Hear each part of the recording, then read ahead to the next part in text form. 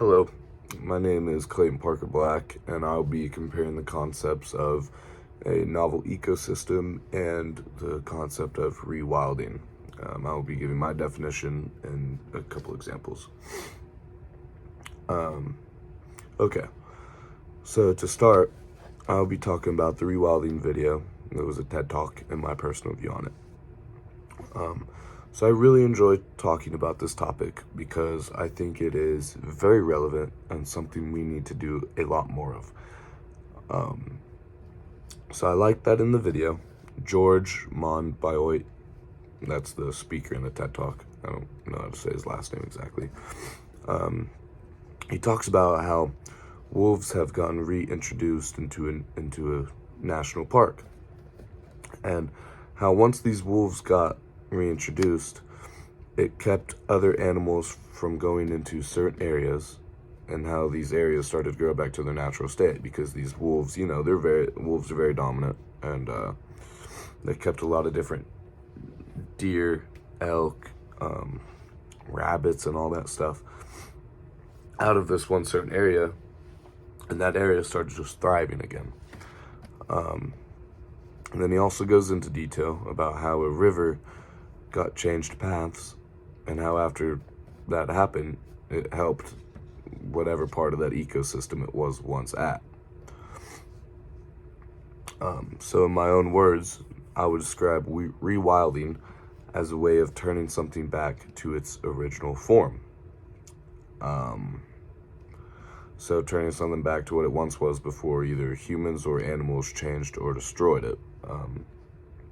Because that's the whole thing. Rewilding, I just said it. It's turning something back to its original state.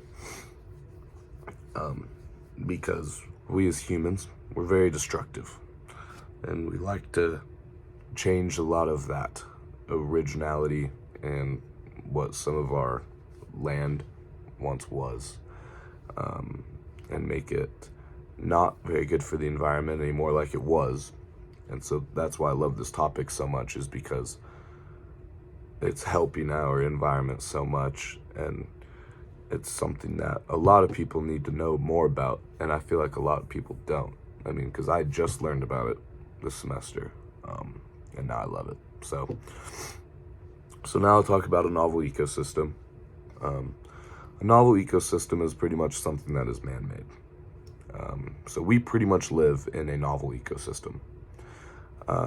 So even though it's man-made, it is still sustainable, but it's more of an artificial sustainability. So think about it this way. So we have a lot of different animals living here in Lubbock, and they live off of what we as humans have. Since it's a novel ecosystem, we have built it. We've built our roads. We have built these structures that we're living in.